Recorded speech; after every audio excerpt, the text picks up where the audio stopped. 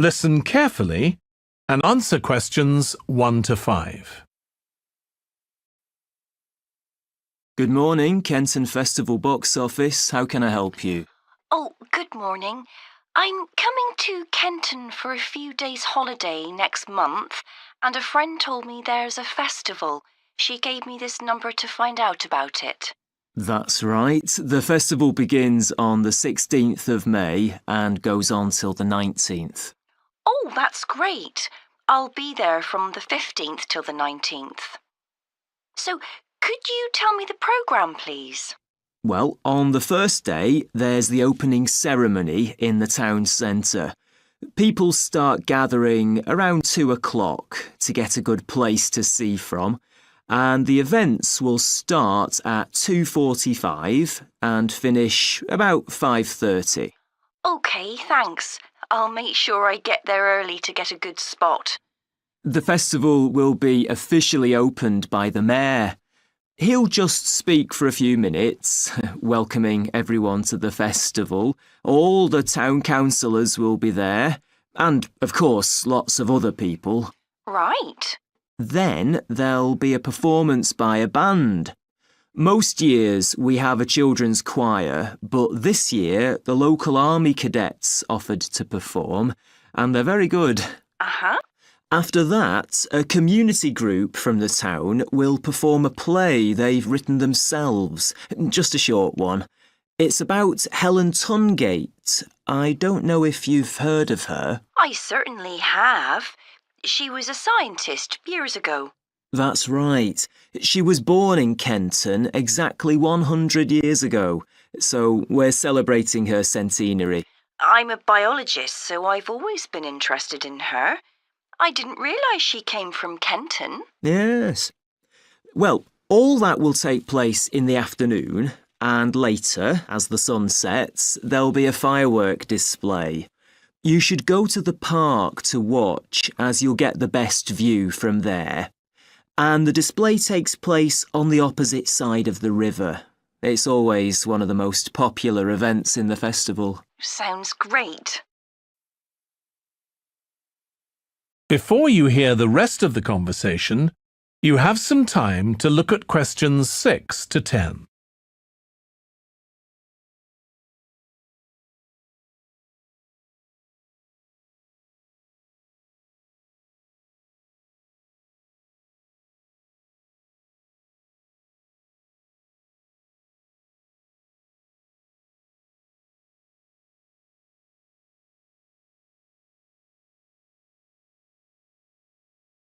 Now listen and answer questions 6 to 10.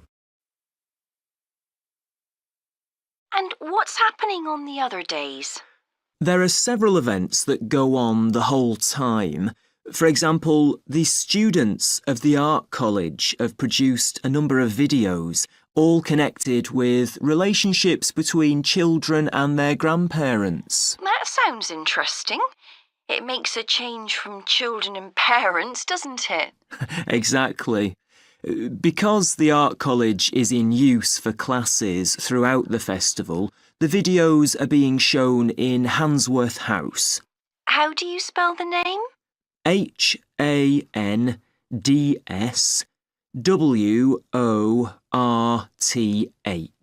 Handsworth House. It's close to the town hall. Right. Now, let me see, what else can I tell you about?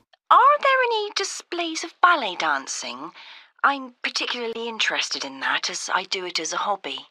There isn't any ballet, I'm afraid, but there'll be a demonstration of traditional dances from all round the country. Well, that'd be nice. Where's that being held? It's in the market in the town centre. The outdoor one, not the covered market. And it's on at 2 and 5 every afternoon of the festival, apart from the first day. Lovely. I'm interested in all kinds of dancing, so I'm sure I'll enjoy that. I'm sure you will. And I'd really like to go to some concerts, if there are any. Yes, there are several. 3 performed by professionals and 1 by local children. And where is it being held? It's in the library, which is in Park Street, on the 18th at 6:30 in the evening. I presume I'll need tickets for that. Yes, you can book online, or you can buy them when you arrive in Kenton, either at the festival box office or from any shops displaying our logo in the windows. Well, I think that'll keep me busy for the whole of my stay in Kenton. Thank you so much for all your help. You're welcome. I hope you enjoy your stay. Thank you. Goodbye. That is the end of section 1. You now have half a minute to check your answers.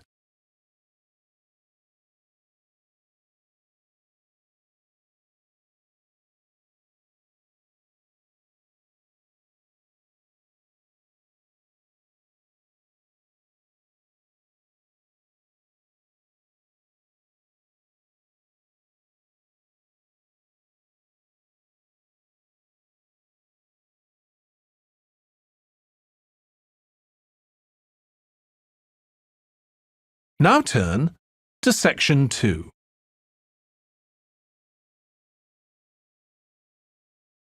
Section 2. You will hear a man talking to a group of people about a tour of theatres in the city of Munich in Germany that he has arranged for them. First, you have some time to look at questions 11 to 15.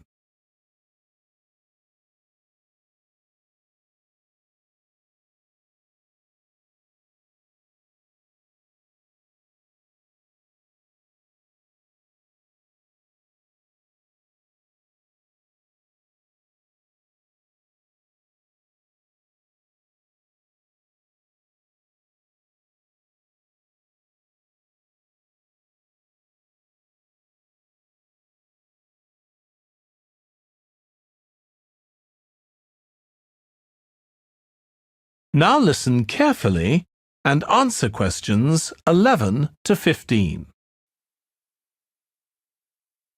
Right. I've now almost succeeded in finalising plans for our tour, so I'll bring you up to date with what I know.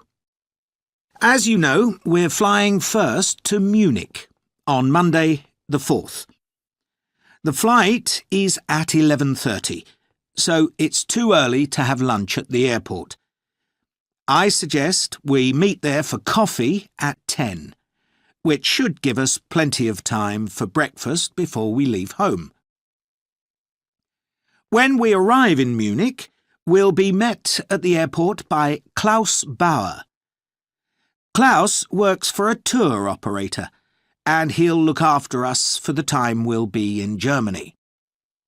He's already liaised with the managers of the theatres we're going to visit, and he's also arranged for an officer of the National Theatre in Munich to show us round the theatre one afternoon during our stay.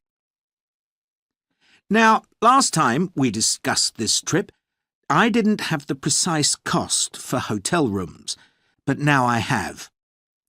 The normal rate at the hotel where we're staying is €150 a night for a double room.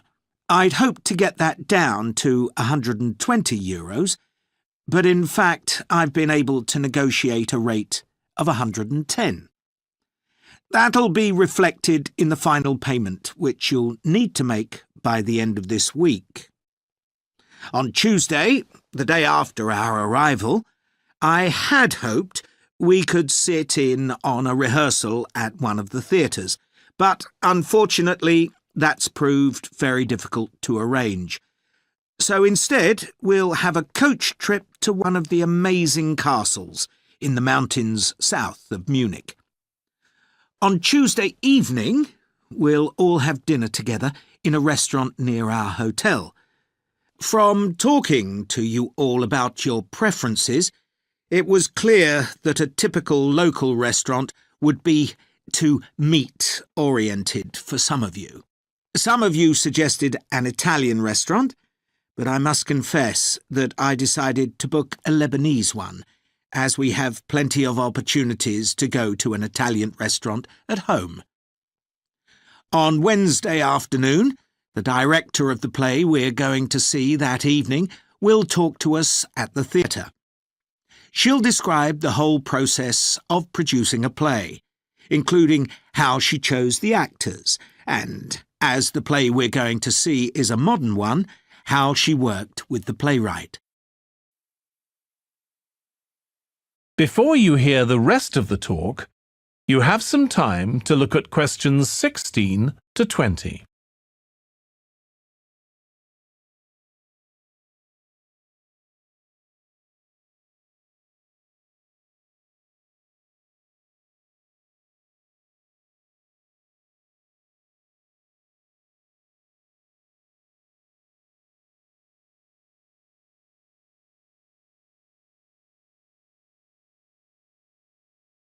Now listen and answer questions 16 to 20. Right.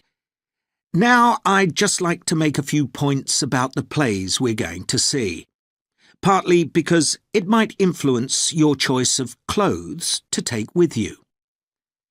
The play we're seeing on Wednesday evening is a modern one, and we're going to the premiere, so it'll be quite a dressy occasion, though of course you don't have to dress formally. I gather it's rather a multimedia production, with amazing lighting effects and a soundtrack of electronic music, though unfortunately the playwright is ill and is unlikely to be able to attend. On Thursday, we're seeing a play that was first performed last year, when it was commissioned to mark 100 years since the birth in the town of a well-known scientist. We're going to see a revival of that production, which aroused a lot of interest. Friday's play will really make you think hard about what clothes to pack, as it'll be in the garden of a palace. It's a beautiful setting, but I'd better warn you, there won't be much protection from the wind. On Saturday, we're going by coach to a theatre in another town, not far from Munich. This will be the opening of a drama festival, and the mayor and all the other dignitaries of the town will be attending. After the performance, the mayor is hosting a reception for all the audience, and there'll be a band playing traditional music of the region. And after having a day off on Sunday, our final play is on Monday, and it's in the stunning setting of the old town hall, which dates back to the 14th century. The performance marks the 50 years that the lead actor has been on stage, and the play is the one where he made his first professional appearance all those years ago. And the day after that, we'll be flying back home. Now, have you got any questions before I move? That is the end of section 2. You now have half a minute to check your answers.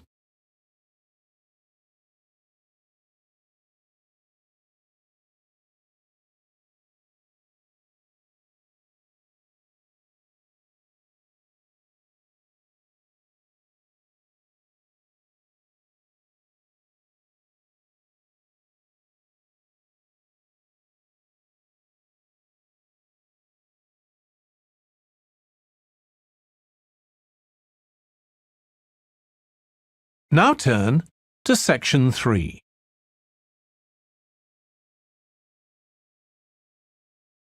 Section 3. You will hear James, who is in the Scandinavian Studies department at his university, talking to his tutor, Beth. First, you have some time to look at questions 21 to 25.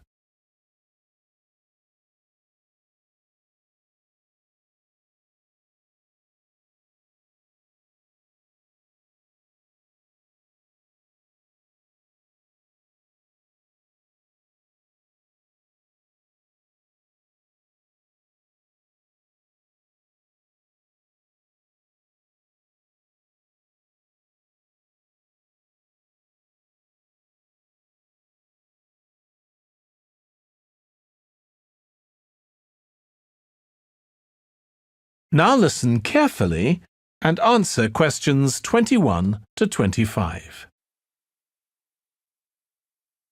Oh, good morning. You must be James. I'm Beth Cartwright. Please call me Beth. Thank you. Now, as this is your first tutorial since you started on the Scandinavian Studies course, I'd like to find out something about you. Why did you decide to take this course? Well, my mother is Danish, and although we always lived in England, she used to talk about her home a lot, and that made me want to visit Denmark. We hardly ever did, though. My mother usually went on her own. But whenever her relations or friends were in England, they always came to see us. I see. So I assume you already speak Danish, one of the languages you'll be studying? I can get by when I talk to people, though I'm not terribly accurate. Now, you probably know that you'll spend the third year of the course abroad. Have you had any thoughts about that? I'm really looking forward to it. And although Denmark seems the obvious place to go because of my family connections, I'd love to spend the time in Iceland. Oh, I'm sure it can be arranged. Do you have any plans for when you graduate? A lot of students go on to take a master's degree. I think the 4 years of the undergraduate course will be enough for me.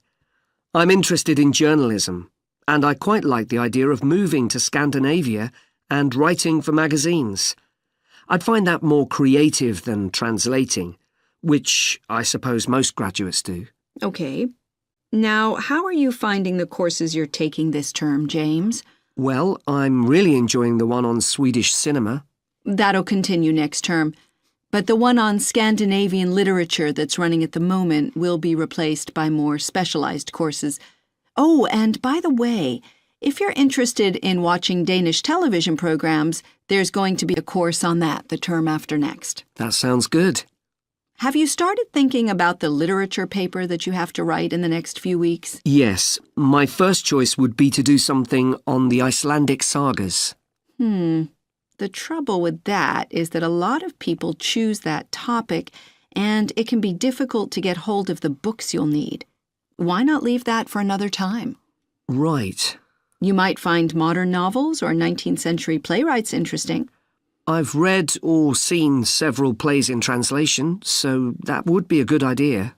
Fine. I'll put you down for that topic. Right, so what would you advise me to aim at in the paper?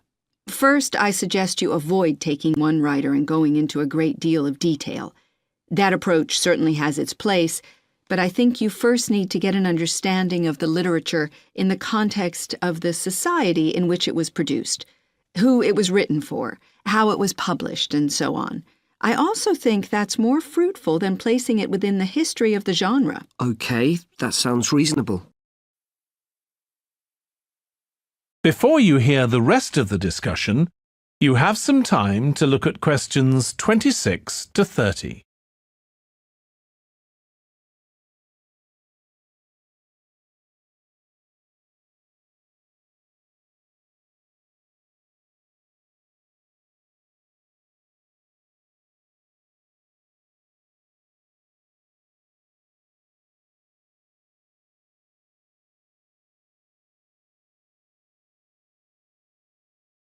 Now listen and answer questions 26 to 30.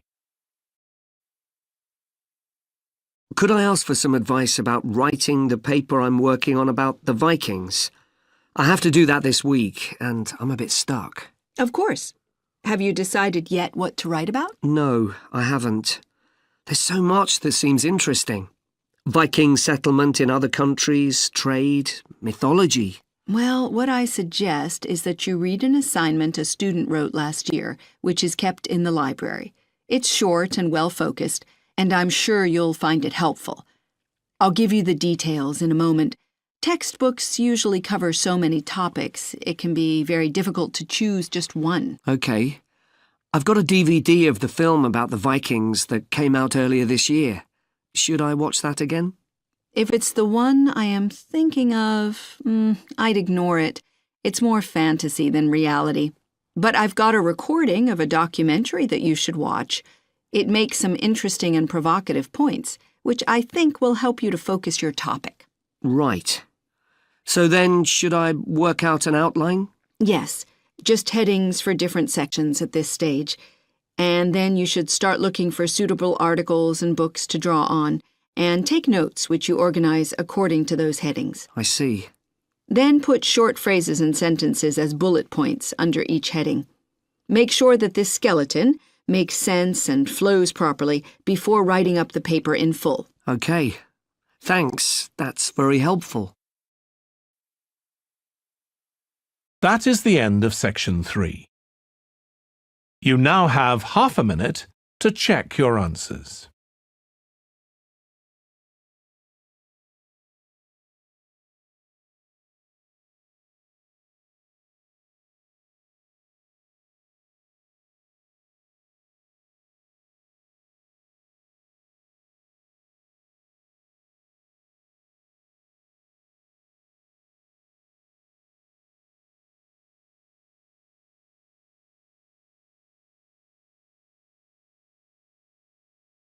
Now turn to section 4.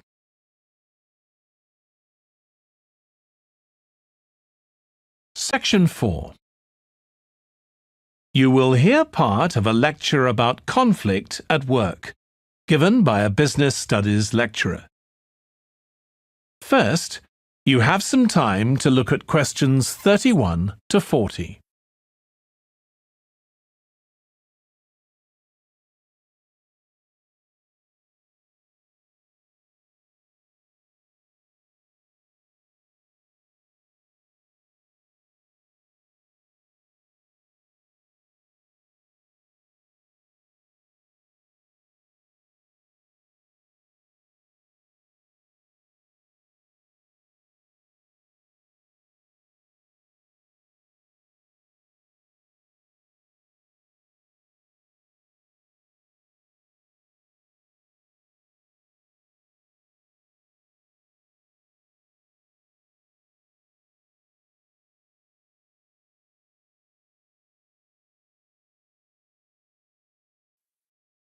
Now listen carefully and answer questions 31 to 40.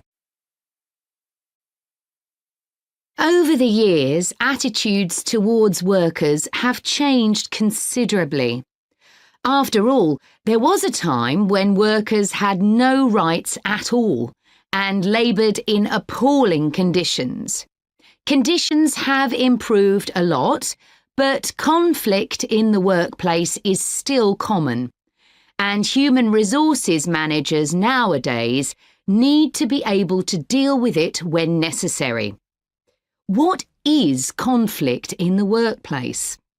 Definitions vary, but I'm taking it to refer to a whole range of behaviours that the victim finds unacceptable, from minor, harmless arguments to, at the opposite extreme, physical violence. Much of this is covered by the term bullying, by which I mean one or more people behaving abusively or aggressively against another who is in a weaker position. Although all behaviour like this is a form of conflict, not all conflict can be described in these terms.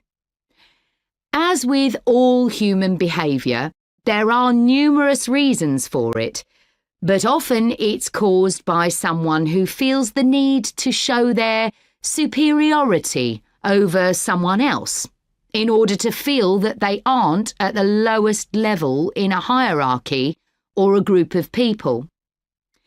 In some cases, one person simply dislikes the other, on the basis that the personality of one is in some way incompatible with that of the other person. A general habit of optimism in one person could make them intolerant of a colleague who's constantly pessimistic. Not that that justifies treating them badly, of course. Some conflicts arise when people are more interested in promoting themselves and their team than in the company as a whole. These conflicts are called structural and could come about, for example, when a sales team believe they are the only people in the business who do any useful work and look down on behind-the-scenes administrators. Conflict obviously affects the individuals concerned. The situation is likely to be very stressful for victims, resulting in their absence from work, possibly for months. For the company, if no effort is made to deal with conflict, it can spiral out of control and even lead to the breakdown of the business.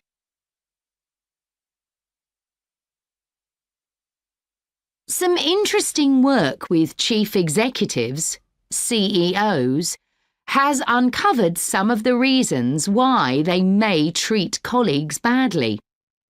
Many CEOs combine two opposing characteristics: confidence, that is, the belief that they're capable of great achievements, with a high level of anxiety, a fear of missing targets, whether set by themselves or by the directors of the company. This combination can make them respond badly to anyone who questions their decisions.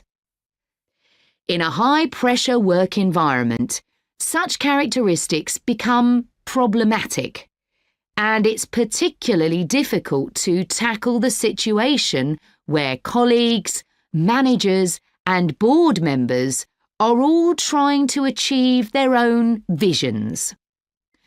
When they can't agree on strategic issues and on where they see the business going, there are real problems. For managers at lower levels within the organisation, it might seem that an autocratic form of management, where the chief executive gives orders and everyone else has to obey, would see more conflict than others. Interestingly, though, a company with a more democratic business model can suffer more when uncertainty about who to report to leads to conflicting demands. Now I'll say a little about dealing with the type of conflict that has harmful effects. Of course, the ideal is to prevent it arising in the first place. A good manager at any level will make efforts to earn the respect of the people they work with, particularly those who report to them. That will involve politeness in all communications and treating them as equals who happen to have a different role within the organisation. Sometimes, of course, conflict does occur and can get out of hand. In such cases, the Human Resources Department often gets involved. However, if one of the parties in a conflict sees human resources as simply a mouthpiece for the chief executive, then an external mediator might be able to help. By talking to both sides and trying to find the truth of what's been happening, they can build a clear picture of the situation and give feedback that both sides will accept, precisely because they're independent. That is the end of section 4. You now have half a minute to check your answers.